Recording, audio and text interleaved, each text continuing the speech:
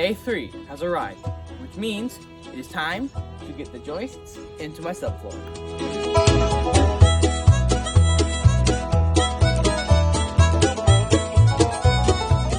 I first laid out the plywood and marked out my floor plan to see if any plumbing or electrical overlapped the joists in the subfloor.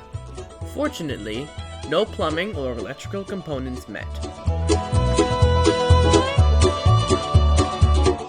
I then marked where each joist was meant to be, an easy task.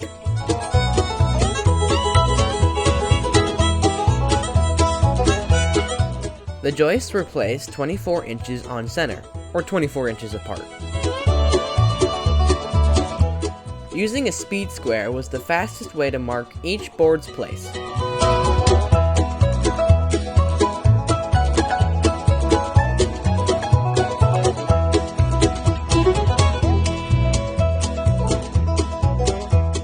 I then had to cut each board to length and place it into the trailer.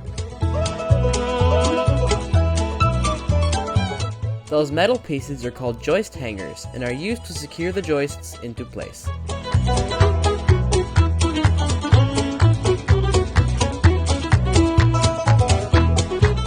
I locked the joists into place using screws, and my mother helped cut more joists for the subfloor.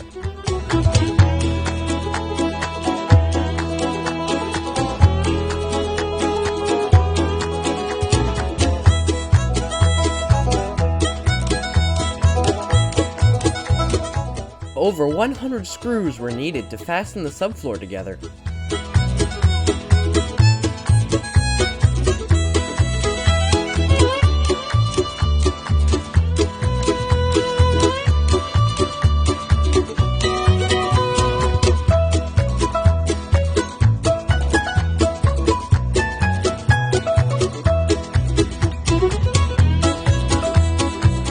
And this was day 3, finished.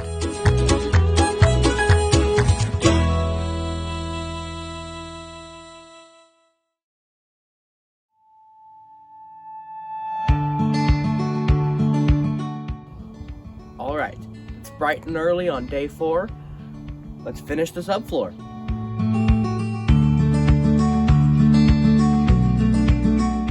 I drilled holes into the subfloor rim so I could then place bolts into the trailer.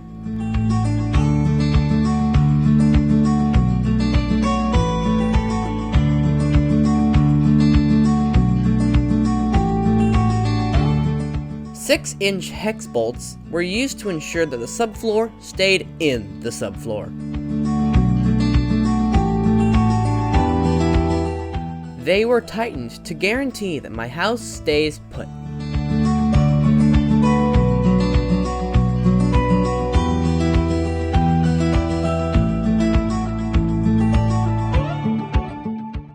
Alright, it's time to get the insulation into the subfloor.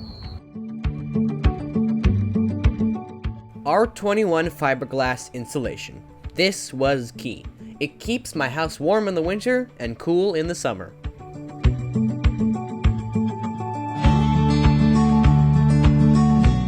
This type of insulation can make some people have large allergic reactions, so I wore a mask and gloves to keep me safe.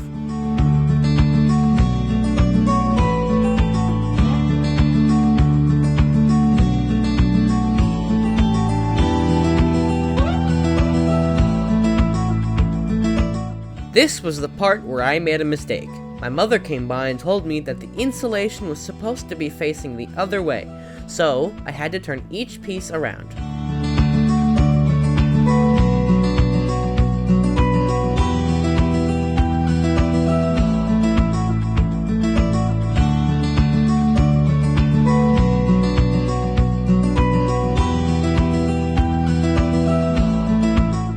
Per building code, a vapor barrier had to be put on top of the insulation to prevent moisture from seeping into the subfloor.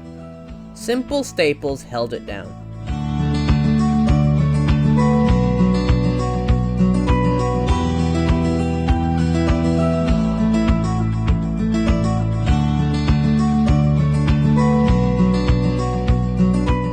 After the vapor barrier was set, I was now ready to attach plywood over everything.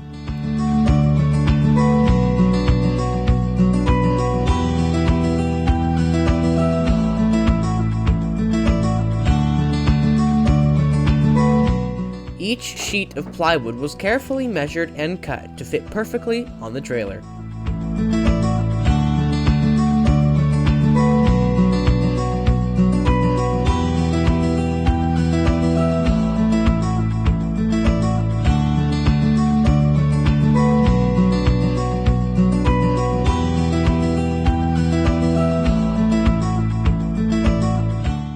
The pink string was used to help me know where the joists were, which allowed me to secure the plywood with 4-inch wood screws to prevent it from moving while beneath my feet. Each piece of plywood was roughly similar to the next, which allowed for a smooth and easy installation.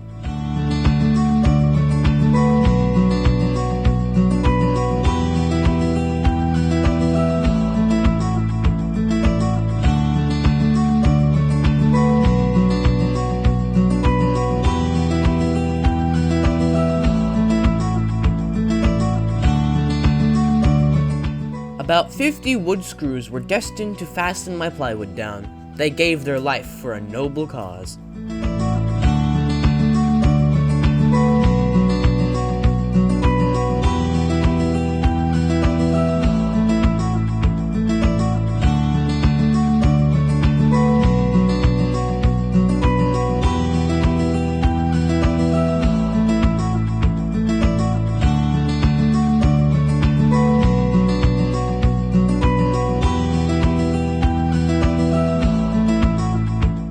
Next, a strip of plywood had to be placed in between each sheet of plywood, and it proved to be a dastardly task. I had to recut it 2 times, and even then, it was tough to get in.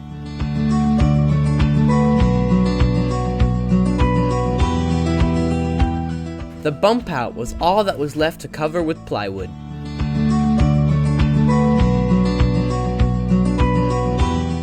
And just like that, the subfloor is finished. We are good for the day.